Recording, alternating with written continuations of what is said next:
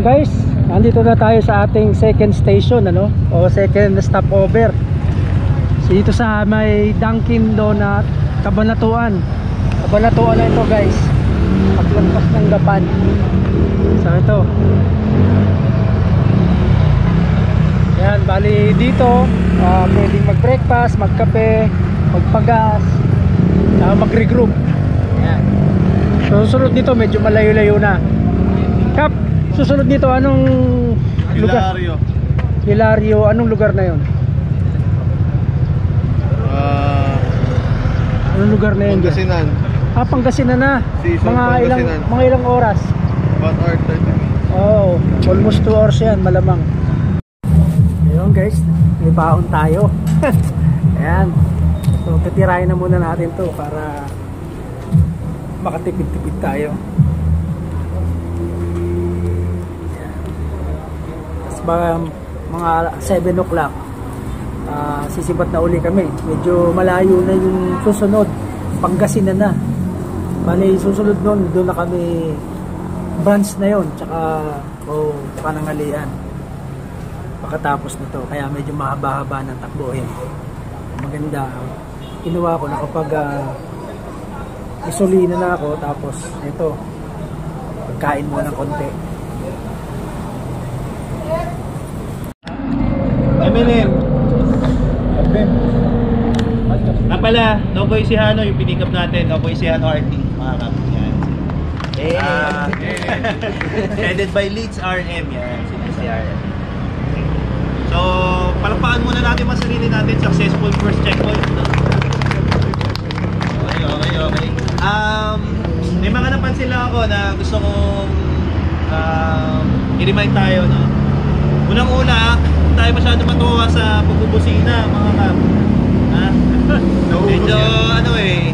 Medyo rude yung labas, lalo na sa mga hindi nakakaintindi. Pag naputol tayo, pag talagang kailangan na maputol, magbigay na tayo. Hindi kailangan lagi tayong kumpletong buo. Okay lang yan, magbigay tayo. Pati-delay tayo ng 10-5 segundo, okay lang yun. Kaysa makikipag-itgitan tayo, baka mamaya tayo pa ang magkaroon ng problema, malayo pa biyahe. Okay? So busina, kung pwede flasher lang, okay na yun, enough na yun.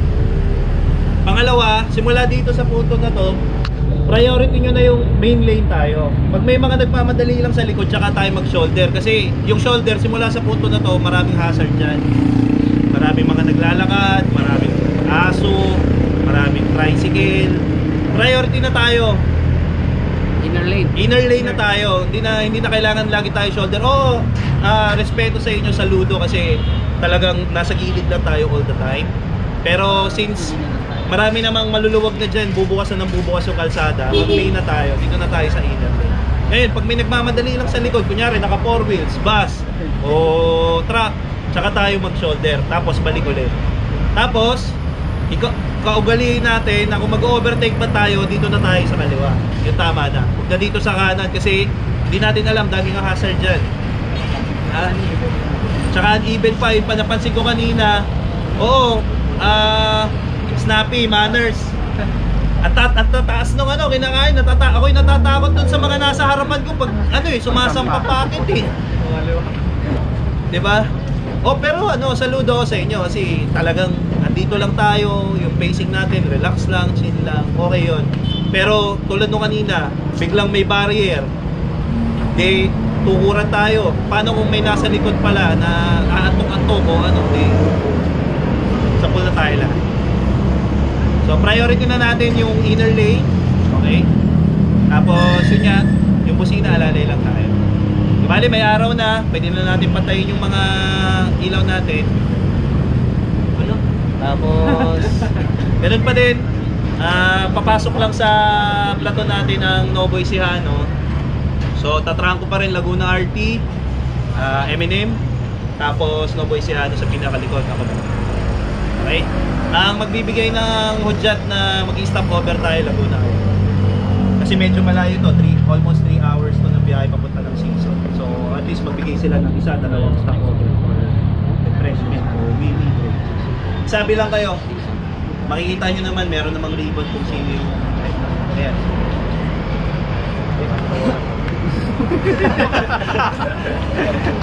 So, I hope nakapagpahinga naman lahat na season na tayo, breakfast na. Okay? Ayun si yung primary marshal natin. Good morning mga kap. Pansinin nyo na lang yung ayos ng formation natin is Laguna, M&M. Tapos naka-attach kay M&M yung the rest ng smaller artists.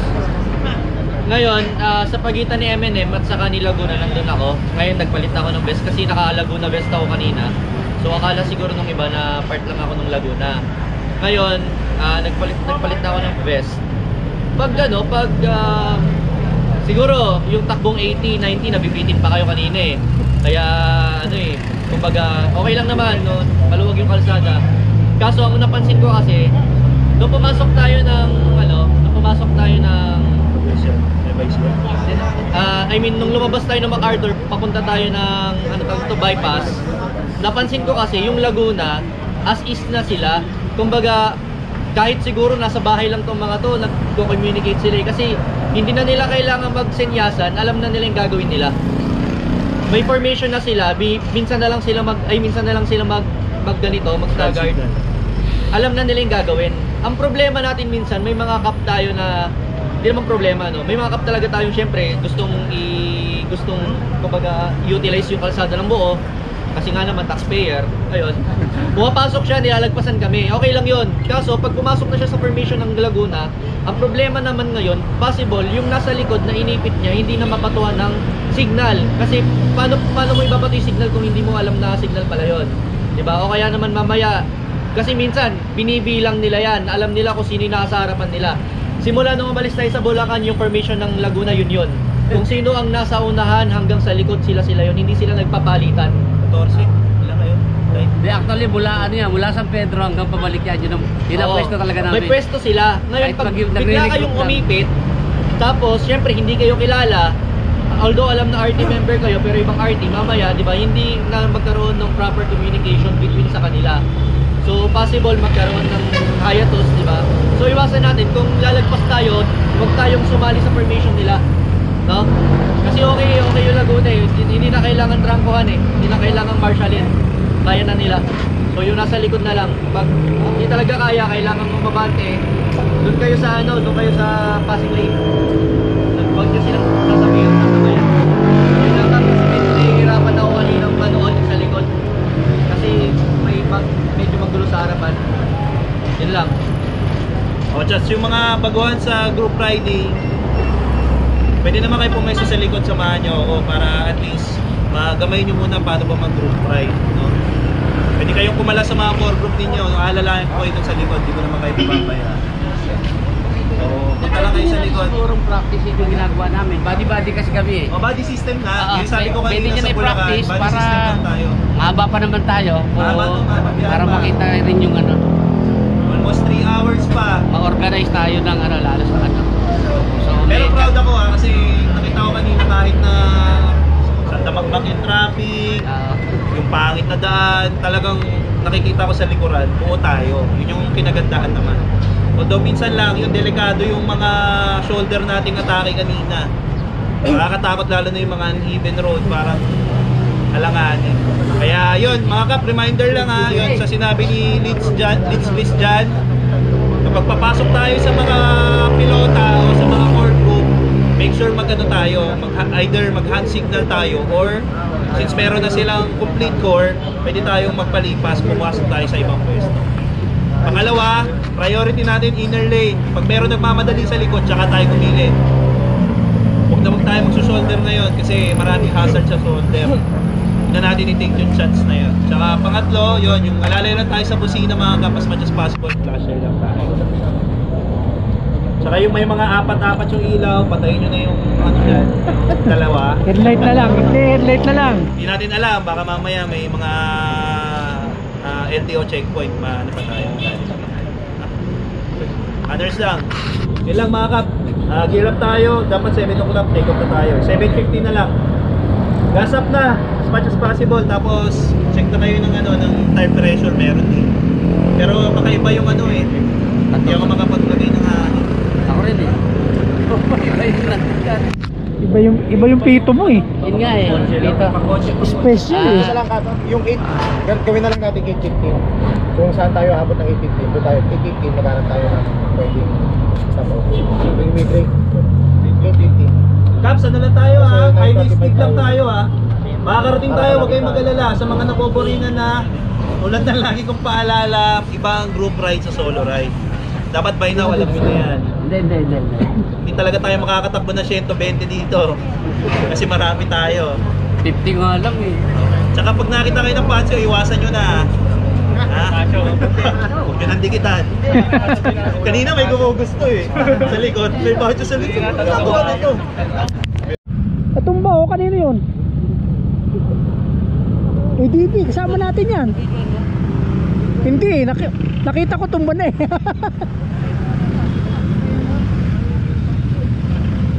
Ang nangyari natumba.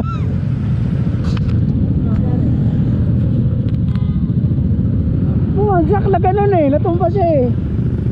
Okay na lang. Eto oh, konti lang oh sa fairings. Okay ka lang, Kap.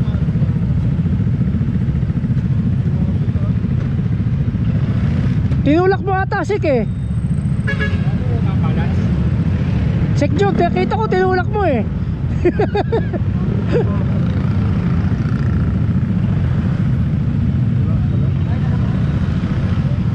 Alright. So ito Kap, ito yung mga kasama natin ano. Ayan, pupunta na kami ng ano sa next destination namin. Pangasinan ata, magbe-breakfast. Dito tayo.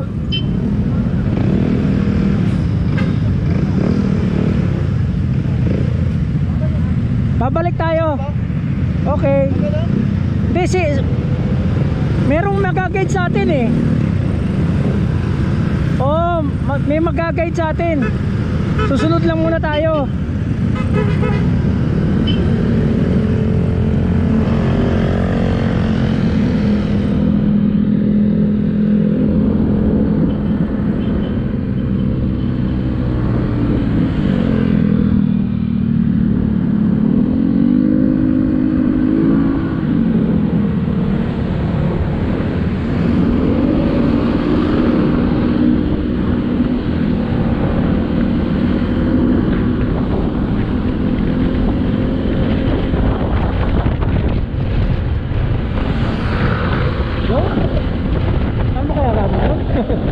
Ayos, baka kasama nung mga taga Nuevo Ecija. Sila mag-guide sa amin. Maya maya kami na ang tatrangko ulit.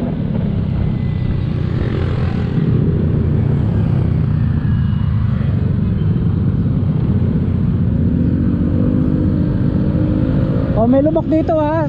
Sa kanto may lubak.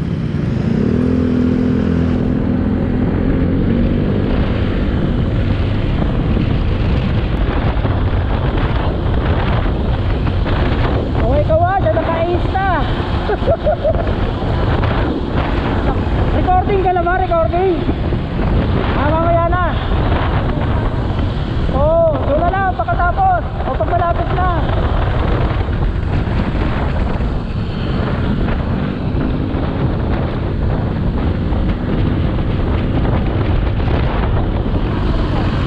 Ha?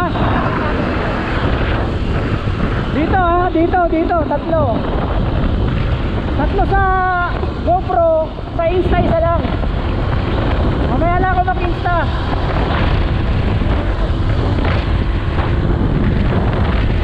Dito tayo.